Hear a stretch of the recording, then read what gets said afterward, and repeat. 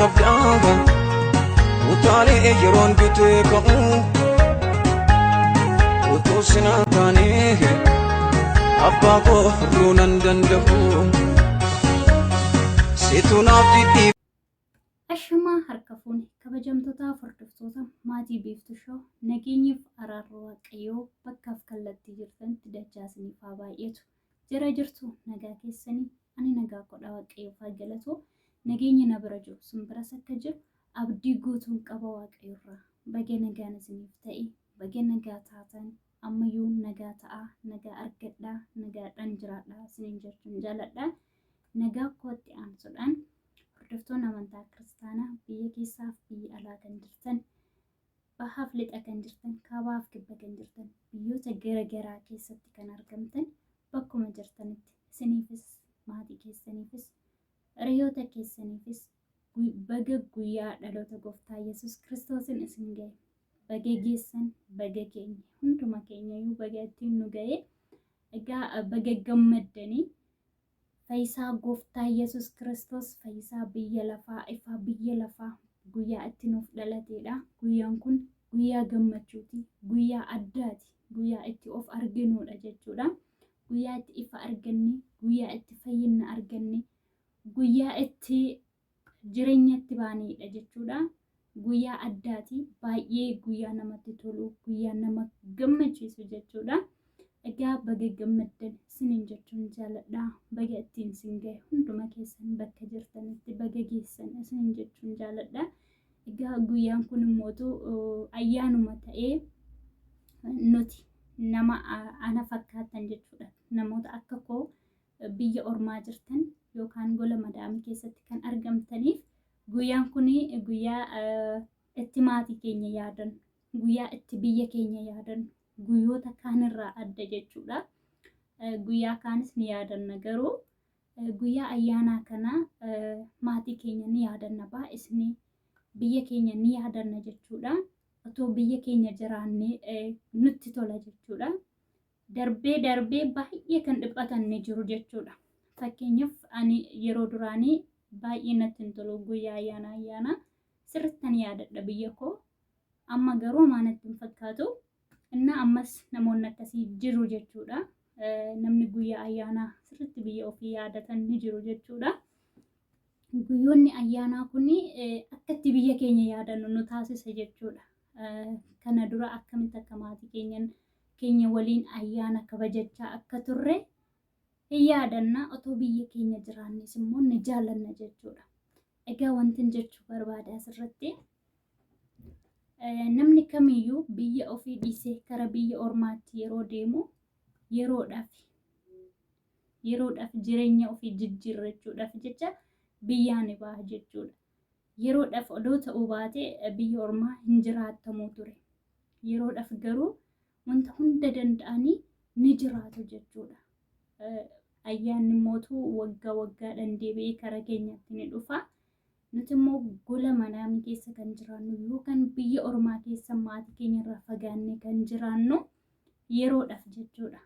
Hanga dhufne saniif hanga yeroon isaa ga'utti ayyaanallee ta'ee wanta biraallee ta'ee keessa keenyatti qabannee guyyaa ayyaanaallee keessuma keenyatti guyyaan kun ayyaana ofumaa keenyaa of gammachiifne bakka guyyaan kun guyyaatti gooftaa keenya Yesuus Kiristoos dhalateedha. Guyyaa kabaja dhaloota gooftaa Yesuus Kiristoosidha.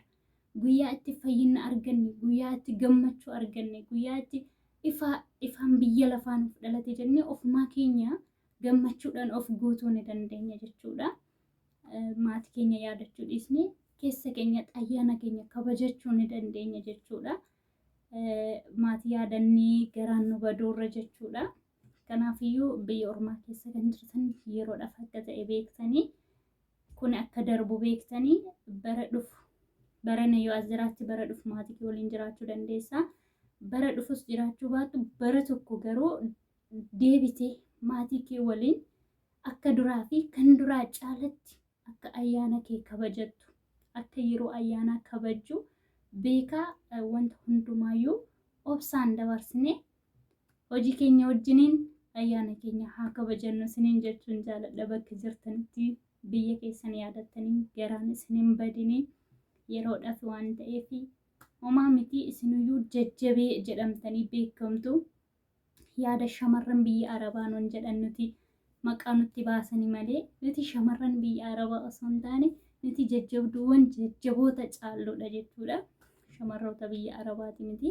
Nuti nama kaayyoodhaaf mataa keenya gadi qabannee waa baay'ee dandeenyee keessa keenyatti waan baay'ee dhokfannee kaayyoo keenyaaf jecha jabaannee hojjennudha. Shamarree jajjabee yookaan immoo shamarran kaayyoo jedhaan on jettee jirti obboleettiin keenya Wabituu. Viidiyoo ishee jala galtanii ilaaluu dandeessu warri ishee hin argine. Gorsa baay'ee bareedaa nuuf dabarsitee turte jechuudha. Shamarran biyya Arabaa jechuudha isaati. Shamarree kaayyoo jedhaa jettee shamarran kaayyoo jedhaa jetteerti. Innis irraa fudhannee inni jenna jechuudha. Nuti shamarran biyya Arabaati miti. Nuti shamarran kaayyooti. Akkasuma immoo shamarran jajjabeewwan obsituu waa hunda dandeessuu otoo beektus akka hin beekne taate otoo dhageessu akka nama hin dhageenye otuma argitus akka nama hin argine taate waa baay'ee obsaan dabarsituudha nuti jechuudha. Baay'ee shamarran jajjaboo kan taanedha. Kanaafiyyuu ayyaanas ta'ee wanta biraas ta'ee hundumaa isaayyuu keessa keenyatti otoo nutti dhagahamu keessa keenya ofumaa gammachuudhaan guunnee nama dabarsuu dandeenyudha nuti. Kanaafiyyuu ayyaanni kunillee guyyaa tokko maatii keenyatti deebinee maatii keenya waliin akkasumas warri bultii godhanne bultii keenya waliin bareechifnee kan duraa fi kan duraa caalatti akka ayyaana keenya kabajannu beekaa. Jajjabummaa keenyan ammallee ni hojjannaa hojii keenya waliin ayyaana keenya ni kabajanna isin jechuun jaaladha. Bakka jirtanitti ayyaana keessan kabajadhaa. Ayyaana gaarii isin jechuun jaaladha. Gammadaa gammachuudhaan dabarsaa isin jechuun jaaladha. Wanta ani dogongore mootu naaf sirreessa. Yaada koo keessatti jechuudha. Bakka itti dogongore jiraatu naaf sirreessa. Innaa kanarraa kan hafee hundi keessanuu bakkuma jirtanitti ayyaana gaariin isin jedha. Homaa isinitti hin dhaga'amini. Guyyaa tokko ni deebina karaa maatii keenyatti. Jabaadhaa hojjedhaa. Isin jajjabdoota kan biyyaaf taatan, kan maatiif taatan, kan ollaaf taatan, obboleessa obboleettiidhaaf kan taatan jechuudha. Kan isin gahu hin jiru. Biyya ormaa keessayyuu jiraattanii ayyaanayyuu guyyoonni kunuyyuu guyyoota addaati ishiin oofu. Guyyoota ayyaana maatii keenyarraa fagaannee kophaa keenyatti guyyaan dabarsinu kunu obsa guddaa waan qabnuufi ammallee obsa qabdu isinii obsa qabaadhaa. Jabaadhaa isin jechuun jaaladhaa. Bakka jirtanitti ayyaana gaarii. Ayyaanni immoo kan nagaa, kan jaalalaa, kan tokkummaa, kan bilisummaa nuuf haa ta'u. Waaqayyo gooftaan biyya keenyaaf nagaa araara yaa buusu. Maanguddoota keenya afaan olaa beeksisu. Mangistoota keenya afaan olaa beeksisu. Waliigaltee gidduu isaanitti haa buusu. Akka waliigalan afaan isaanii olaa beeksisu. Biyya keenyaaf waaqayyoon nagaaf araara isaa nuuf haa buusu. Waaqayyo immoo nagaadhaan karaa maatii keenyaatti karaa biyya keenyaatti nullee nu haa deebisu. Bakka jirtan keessanuu ayyaana gaariin isiniin jedha. Biyya keessaniifis kadhadhaa. Waaqayyo waan hundumaafuu guyyaa qaba. Guyyaa isaa eeggatee wanti hunduun ni raawwatama. Wanta hundarrattuu abdii isin kutinaa. Of isin laaffisinaa jajjabaadhaa isiniin jechuun jaaladha. Biyya keessas teessanii kan hordoftan hoo jiraattan nuti jajjabdoota shamarran biyya Arabaa nuun hin jedhin asumarratti dhaabaa. Akkasuma mootu isinis ayyaana gaarii isin jechuun jaaladha. Egaa irra deebi'ee ammallee ayyaana gaariin isin jedha. Bakka jirtanitti ayyaana gaarii. Nagaan tura. Waaqayyo isin wajjin haa ta'u. Madaan qabdaaga utaalee yeroon bitee ka'u